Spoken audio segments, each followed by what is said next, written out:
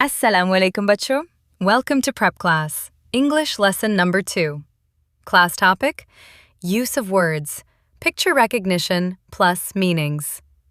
बच्चों lesson number 1 में हमने सीखा था कि हम तस्वीर को देखकर उनके बिगिनिंग लेटर्स पहचानते हैं और आज हम लेसन नंबर 2 में सीखेंगे कि हम तस्वीर को देखकर सही इंग्लिश वर्ड पहचानेंगे और उसका मतलब भी समझेंगे। बच्चों आज हम तस्वीर देखेंगे, सही वर्ड पहचानेंगे और उसका मतलब भी समझेंगे। तो चलिए शुरू करते हैं। प्यारे बच्चों, सबसे पहले आपको कौन सी तस्वीर नजर आ रही है? क्या ये फिश यानी मछली है या रेन यानी बारिश?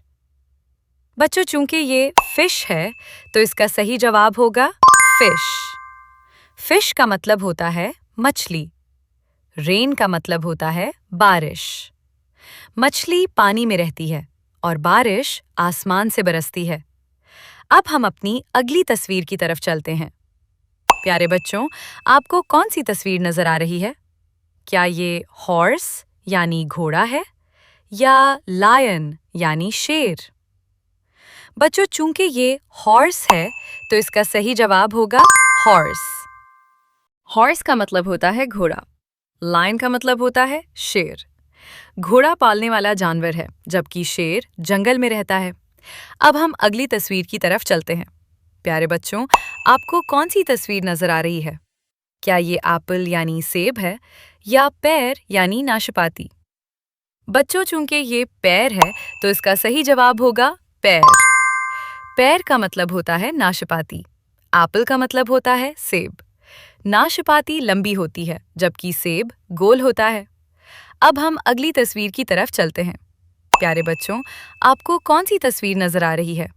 क्या ये मैंगो यानी आम है या लेमन यानी लीमू?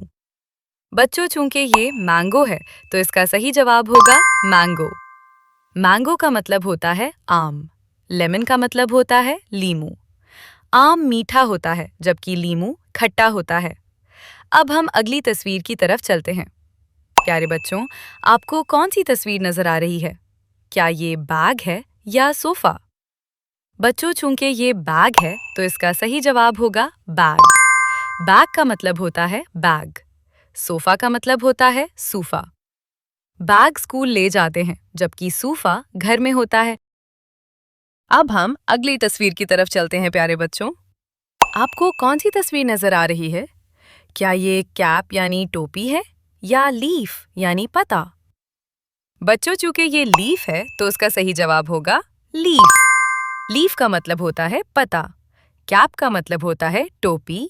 पत्ता दरख्त पर होता है जबकि टोपी सर पर पहनते हैं। अब हम अगली तस्वीर की तरफ चलते हैं। प्यारे बच्चों, आपको कौन सी तस्वीर नजर आ रही है?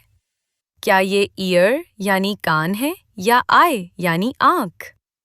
बच्चों चूंकि ये आई है तो उसका सही जवाब होगा आई। आई का मतलब होता है आंख, ईयर का मतलब होता है कान। आंख से हम देखते हैं जबकि कान से हम सुनते हैं। अब हम अगली तस्वीर की तरफ चलते हैं। प्यारे बच्चों, आपको कौन सी तस्वीर नजर आ रही है? क्या ये मोबाइल है या कैंडल यानी मोमबत्ती? बच्चों चूंकि ये कैंडल है तो उसका सही जवाब होगा कैंडल। कैंडल का मतलब होता है मोमबत्ती। मोबाइल का मतलब होता है मोबाइल फोन। मोमबत्ती रोशनी देती है जबकि मोबाइल से हम बात करते हैं। अब हम अगली तस्वीर की तरफ चलते हैं। प्यारे बच्चों, आपको कौन सी तस्वीर नजर आ रही है? क्या ये बस है या कार यानी गाड़ी? बच्चों चूंकि ये कार है तो इसका सही जवाब होगा कार। कार का मतलब होता है गाड़ी। बस का मतलब होता है बस। गाड़ी छोटी होती है जबकि बस बड़ी होती है। अब हम अगली तस्वीर की तरफ चलते हैं। प्यारे बच्चों, आपको कौन सी तस्वीर नजर आ रही है? क्या ये आउल यानी उल्लू है या दव यानी फाख्ता? बच्चों चूंकि ये आउल है तो इसका सही जवाब होगा आउल। आउल का मतलब होता है उल्लू। डव का मतलब होता है फाख्ता। उल्लू रात को देखता है जबकि फाख्ता दिन में उड़ती है। अब हम अगली तस्वीर की तरफ चलते हैं। प्यारे बच्चों, आपको कौन सी तस्वीर नजर आ रही है? क्या ये फॉक्स यानी लोमड़ी है या डॉग यानी कुत्ता।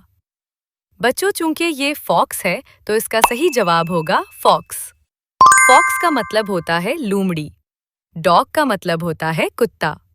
लूमड़ी जंगल में रहती है, जबकि कुत्ता घरों में भी होता है। अब हम आखिरी तस्वीर की तरफ चलते हैं प्यारे बच्चों। आपको कौन सी तस्वीर नजर आ रही है? क्या ये वाटर यानी पानी है या फायर यानी आग? बच्चों, चूंकि ये फायर है तो उसका सही जवाब होगा फायर। फायर का मतलब होता है आग। वाटर का मतलब होता है पानी। आग गर्म होती है जबकि पानी ठंडा होता है। अहम बात बच्चों, जब भी आप तस्वीर देखें उसका नाम बोलें, सही वर्ड पहचानें और उसका मतलब भी समझें। प्रैक्टिस क्वेश्चंस बच्चों, अब आपकी बारी है। एक फिश का मतलब क्या है और रेन का क्या मतलब है? 2. मैंगो और लेमन में क्या फ़र्क है? 3. आई और एयर क्या काम करते हैं? 4. कार और बस में क्या फ़र्क है? 5. फायर और वाटर में क्या फ़र्क है? अपने आंसर्स कमेंट में ज़रूर लिखें बच्चों। आज हमने ना सिर्फ सही वर्ड्स पहचाने बल्कि उनके मीनिंग्स भी सीखे। ये तरीका आपकी इंग्लिश को स्ट्रॉन्ग बनाने में बहुत मदद करेगा।